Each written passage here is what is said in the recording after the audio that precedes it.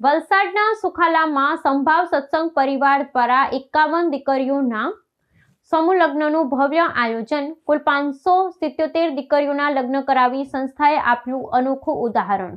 વલસાડ જિલ્લાના સુખાલા ગામે સંભાવ સત્સંગ પરિવાર દ્વારા આયોજિત 12મા સમૂહ લગ્ન મહોત્સવમાં સેવા અને સમર્પણનો અનોખો ત્રિવેણી સંગમ જોવા મળ્યો હતો.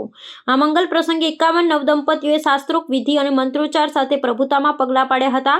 આયોજક સંસ્થા દ્વારા દીકરીઓને કરિયાવર રૂપે જીવન જરૂરિયાતની તમામ ચીજવસ્તુઓ ભેટ આપી આશીર્વાદ પાઠવવામાં આવ્યા હતા. આ મહોત્સવમાં વલસાડ ને આસપાસના વિસ્તારોમાંથી મોટી સંખ્યામાં મહેમાન અને સામાજિક અગ્રણીઓ ઉપસ્થિત રહ્યા હતા, જેમણે નવદંપતીઓને સુખી દાંપત્ય જીવનની શુભેચ્છાઓ પાઠવી હતી. સંભાવ સત્સંગ પરિવાર છેલ્લા લાંબા સમયથી સમાજના વંચિત અને મધ્યમ વર્ગના પરિવારોની વહારે આવી પ્રશંસનીય સામાજિક કાર્ય કરી રહ્યો છે. સંસ્થાના પદાધિકારીઓના જણાવ્યા અનુસાર અત્યાર સુધીમાં કુલ 577 દીકરીઓના લગ્ન કરાવી પરિવારે સમાજમાં એક ઉત્કૃષ્ટ ઉદાહરણ પૂરું પાડ્યું છે. આ પ્રકારના આયોજનોથી સમાજમાં વ્યાપેલા કુરિવાજો અને લગ્ન પાછળ થતા બિનજરૂરી ખર્ચાઓ પર અંકુશ આવે છે. સંસ્થા દ્વારા માત્ર લગ્ન જ નહીં પરંતુ લગ્ન બાદ પણ દીકરીઓના સુખાકારીની ચિંતા કરવામાં આવે છે, જે તેમને સેવાકીય ભાવનાને વધુ સુદૃઢ બનાવે છે.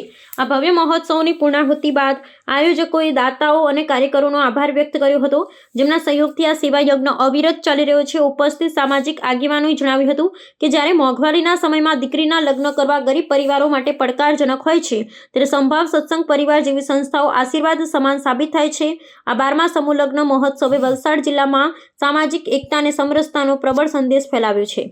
51 જોડાઓનો લગ્ન વિવાહ થઈ રહ્યા છે.